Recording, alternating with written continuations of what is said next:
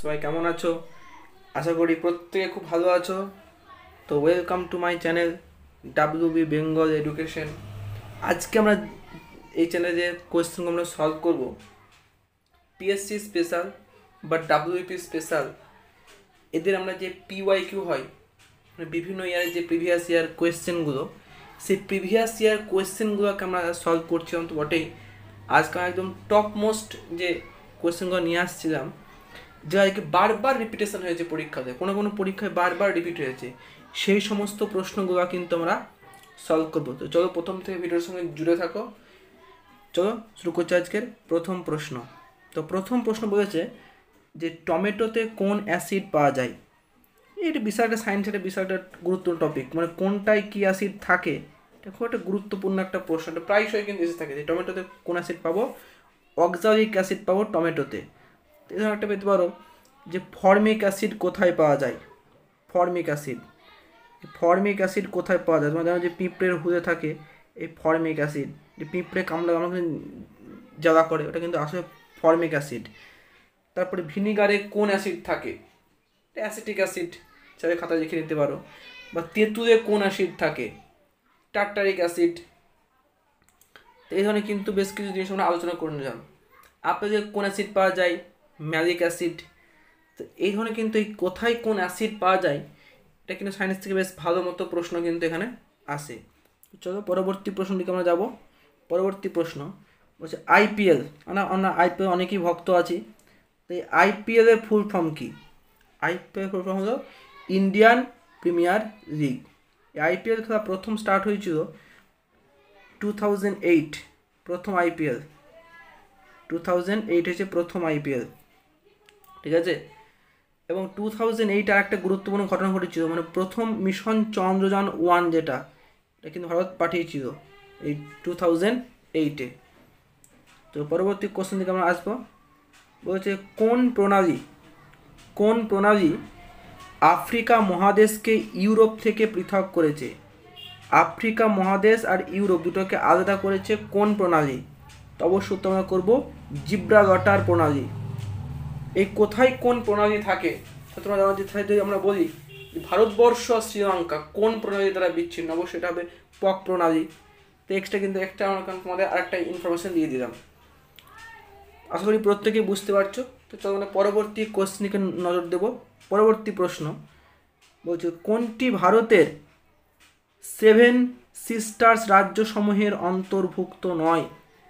এটা সিকিম হবে আনসার। যদি এই ধরনের প্রশ্ন পরীক্ষায় পাও, তো এই প্রশ্ন না করে আসা ভালো, ইনফরমেশন জানা না থাকলে তুমি কিন্তু উত্তর করতে পারবা না। আর এই ধরনের কোয়েশ্চেন সলভ করতে যদি কমন চলে আসে তো ভালো কথা।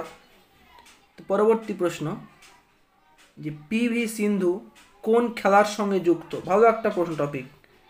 এই কে কোন খেলার সঙ্গে যুক্ত, অর্থাৎ স্পোর্টস জিকের মধ্যে যে স্পোর্টস পার্সন রয়েছে, কে কোন খেলার সঙ্গে যুক্ত, এটা কিন্তু বিশাল একটা পরীক্ষা ইম্পর্টেন্ট। পিভি সিন্ধু তিনি হচ্ছেন ব্যাডমিন্টন খেলার সঙ্গে তিনি কিন্তু যুক্ত আছেন।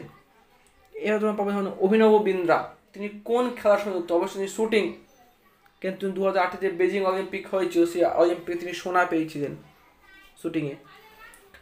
পরবর্তী প্রশ্ন দিকে আসবো যে কাবেরী নদীর জল বিরোধ, মানে কাবেরী নদীর এক কথা হচ্ছে জল বন্টন নিয়ে যে ঝামেলা, জল বিরোধ, এটা কার কার মধ্যে হয়েছে? এটা হয়েছে তামিলনাড়ু এবং কর্ণাটক। তোমাদের এই কোশ্চেনে ঘুরিয়েও দিতে পারে যে তামিলনাড়ু এবং কর্ণাটক এই দুটো রাজ্যকে নিয়ে কোন নদীর মধ্যে জল বিরোধ রয়েছে? অবশ্যই কাবেরী নদী। তো আমাদের প্রত্যেক উত্তর দাও যে কাবেরীর, আমরা থেকে কাবেরী থেকে ছোট্ট ইনফরমেশন জেনে নেব।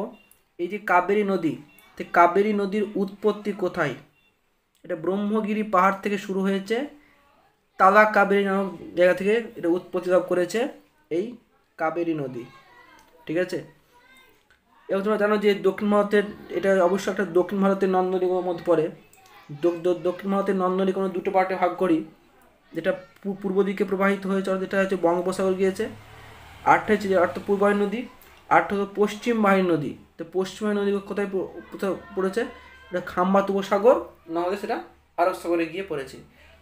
তো অবশ্যই কাবেরী একটা ইস্টার্ন ফ্লোয়িং রিভার, মানে পূর্ব বাহিনী নদী, মানে এটা বঙ্গোপসাগরে গিয়ে পড়েছে। পরবর্তী প্রশ্নটিকে আমরা যাব। যে কোন কোন গ্রহের মধ্যে গ্রহাণু পাওয়া যায়। এই গ্রহাণু মিনস যেটা আমরা বলি অ্যাস্টেরয়েডস, অ্যাস্টেরয়েড গ্রহাণু বলা হয়।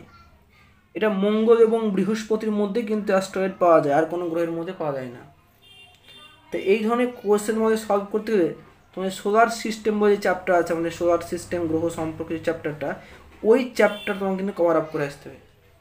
তো তোমরা বুঝতে পারছো যে কোন কোন চ্যাপ্টার আমাদের ভূগোলে কিন্তু পড়তে হবে। পরবর্তী প্রশ্ন বলছে বিশ্বের বৃহত্তম নদীদ্বীপের নাম কি? বিশ্বের বৃহত্তম নদীদ্বীপ। এবং নর্মাল থেকে একটা কোশ্চেন আমরা আগে পেয়ে গেলাম, আবার একটা কোশ্চেন এসছে যে বিশ্বের বৃহত্তম নদীদ্বীপ কোনটা? বিশ্বের বৃহত্তম নদীদ্বীপ হলো মাজুলি দ্বীপ। যে কোথায় রয়েছে? এটা ব্রহ্মপুত্র নদীর ওপর আছে, এবং মাজুলি দ্বীপ হচ্ছে ভারতে যে বিশ্বের প্রথম নদী দ্বীপ জেলা বললেও কিন্তু সে একই উত্তর করবো আমরা, মাজুলি দ্বীপ। এটা ব্রহ্মপুত্র নদীর উপর এটা কিন্তু রয়েছে, এই মাজুলি দ্বীপ ব্রহ্মপুত্র। তোমরা জানো যে ভারতের মধ্যে এই ব্রহ্মপুত্র নদী হলো বৃহত্তম নদী। কোন দিকে? জল প্রবাহের নিরিখে সব থেকে বেশি জল কিন্তু এই প্রবাহ করে নিয়ে যায় ব্রহ্মপুত্র। এবার দেখে নেব যে ব্রহ্মপুত্র দৈর্ঘ্য কত।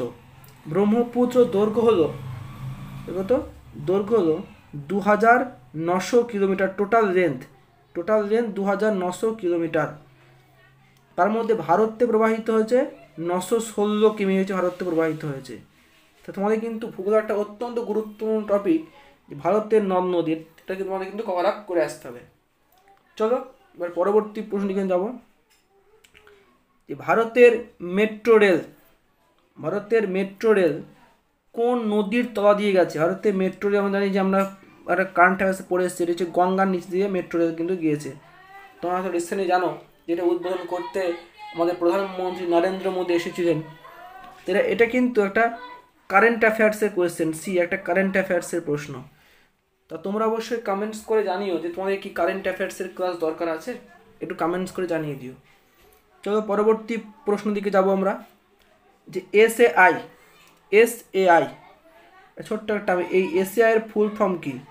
Sports authority of India full form. পরবর্তী প্রশ্ন দিকে আমরা যাব, যে সিটি অফ জয় কার লেখা? এটা একটা বইয়ের নাম, লিখেছে ডমিনিক ল্যাপিয়ার, তিনি বইটা লিখেছেন। পরবর্তী প্রশ্ন দিকে আমরা যাব, বন্দি জীবন কার লেখা? বন্দি জীবন এটা লিখেছে শচীন্দ্রনাথ সান্যালের লেখা বই বন্দি জীবন। অর্থাৎ বুকস অথর্স কিন্তু অনেক কিন্তু পড়তে হবে, কে কোন বই রচনা করেন, সেখান থেকে এটা কিন্তু আমাদের স্ট্যাটিস্টিকের একটা পোর্শন। পরবর্তী প্রশ্ন দিকে আমরা যাবো। চলো, ভারতের কোন রাজ্যের দীর্ঘতম উপকূল রেখা রয়েছে? ভারতে যতগুলো রাজ্য রয়েছে তার মধ্যে সব থেকে বেশি উপকূল রেখা আছে গুজরাটে। চলো পরবর্তী প্রশ্ন, ভারতের সাথে কোন দেশের সীমান্ত দৈর্ঘ্য সব থেকে বেশি? সব থেকে বেশি কার? ভারত আর বাংলাদেশ, প্রায় সামথিং ওই 4,000 কাছাকাছি, প্রায় 96 কিলোমিটার মতো মোটামুটি। এবারে ছোট্ট বৌদি, ভারত এবং বাংলাদেশ এর দুইয়ের মধ্যে একটা বর্ডার রেখা আছে, নাম হচ্ছে 3 বিঘা করিডর। এর আগে কিন্তু পরীক্ষায় এসে রিপিট হয়েছিল। ভারত এবং বাংলাদেশ এর মধ্যে যে সীমান্ত রেখা আছে, নাম হচ্ছে 3 বিঘা করিডর। পরবর্তী প্রশ্ন বলছে freestyle, butter stroke, backstroke, এই যে এই শব্দগুলো প্রত্যেকটা যুক্ত হচ্ছে সাঁতারের সঙ্গে যুক্ত। ফ্রি স্টাইল, তারপরে বাটার স্ট্রোক, ব্রেক স্ট্রোক, এইগুলো। পরবর্তী প্রশ্ন, যে কোন গ্রহের সর্বাধিক সংখ্যক উপগ্রহ রয়েছে? সব থেকে বেশি উপগ্রহ রয়েছে কোন গ্রহ? এটা হচ্ছে শনির, সব থেকে বেশি উপগ্রহ রয়েছে শনির। এখন অ্যাপ্রক্সিমেট বলতে গেলে প্রায় 146, মানে 146টা মতো এর উপগ্রহ আছে।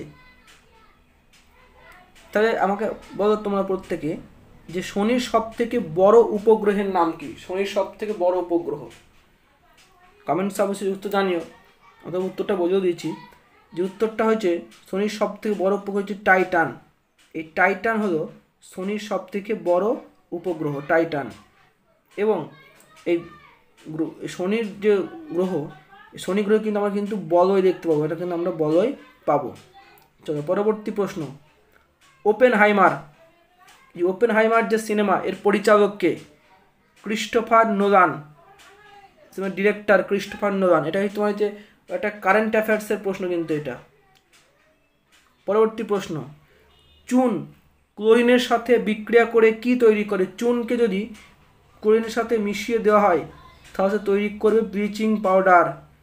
ব্লিচিং পাউডার, এই ব্লিচিং পাউডার কী জানতে কিন্তু কোনো বস্তু রঙটাকে ভ্যানিশ করে দেয়, রঙটাকে ব্লিচ করে তাড়িয়ে দেয় বলে তার নাম হচ্ছে ব্লিচিং পাউডার। পরবর্তী প্রশ্ন, দাঁতের ডাক্তার কোন দর্পণ ব্যবহার করেন? দাঁতের যখন চিকিৎসা করেন না তখন তিনি অবতল দর্পণ ব্যবহার করেন। কারণ কি দেখো, কারণ সে দাঁতটাকে অনেক বড় করে দেখতে হবে, তাই তিনি অবতল দর্পণ ইউজ করেন। অবতল কোনো জিনিসকে বড় করে দেখায়। অথবা যে জুমের কনসেপ্ট নিতে পারে, জুম যে ফোনে যে আমরা ক্যামেরাকে জুম করে করে দেখি না, ওই জুমের কনসেপ্ট কিন্তু আছে অবতল দর্পণে। তো পরবর্তী প্রশ্ন বলছে, গাড়িতে কোন ধরনের আয়না ব্যবহার করা হয়? গাড়িতে মিরার যে দেখতে পাই না আয়না, সেই অবশ্যই উত্তল দর্পণ, কারণ একসঙ্গে অনেক লোককে দেখতে হবে, এটা এই কনসেপ্ট একবার অবশ্যই উত্তল দর্পণ। পরবর্তী প্রশ্ন, দাঁতের এনামেল কোন ধরনের যৌগ? দাঁতের এনামেল আসলে কি, যে সব থেকে শক্ত হয়, দাঁত শরীরের মধ্যে সব থেকে শক্ত অংশ দাঁতের এনামেল। এটা ক্যালসিয়াম এবং ফসফেট দিয়ে তৈরি হয়, যৌগ দিয়ে দাঁতের এনামেল। পরবর্তী প্রশ্ন বলছে 2023 সালে যে এশিয়ান গেমস হয়ে গেল, 2023 এশিয়ান গেমস কোথায় হয়েছিল? চীনের হ্যাংজু শহরে হয়েছিল 2023 এশিয়ান গেমস। এবার তোমরাকে বলো যে প্রথম এশিয়ান গেমস কত সালে হয়? এটা হয়েছিল 1951। প্রথম এশিয়ান গেমস হয়েছিল 1951 হয়েছিল। এটা কোথায় হয়েছিল? এটা হয়েছিল আমাদের যে নিউ দিল্লি, এটা নিউ দিল্লিতে হয়েছিল আমাদের প্রথম এশিয়ান গেমস। ঠিক আছে, আশা করি প্রত্যেকে বুঝতে পেরেছ। এই এশিয়ান গেমস মানে হচ্ছে এশিয়ার যে সমস্ত কান্ট্রি তার মধ্যে কিন্তু হবে। চলো পরবর্তী প্রশ্ন, ম্যারাথন দৌড়, এই ম্যারাথন দৌড়ের দূরত্ব কত? মানে ম্যারাথন যে দৌড় হয় কত কিলোমিটার রান করতে হয়? 42.195 কিলোমিটার। এটা স্পোর্টসের একটা স্ট্র্যাটেজিকের পয়েন্ট। ম্যারাথন দৌড়ের দূরত্ব কত? 42.195 কিলোমিটার। চলো আর কোয়েশ্চেন নাই, 23টা প্রশ্ন সলভ করে দিলাম, একদম বাছাই করার প্রশ্ন নিয়ে এসেছিলাম আজকে। তো জানিও কমেন্ট করে যে সেটটা কেমন লেগেছে, আর তুমি এর মধ্যে কটা কোয়েশ্চেন আনসার করতে পেরেছো। আশা করি ভিডিওটা ভালো লেগেছে। তো ভিডিওটা ভালো লেগে অবশ্যই একটা ভিডিওতে লাইক অবশ্যই করে দিও।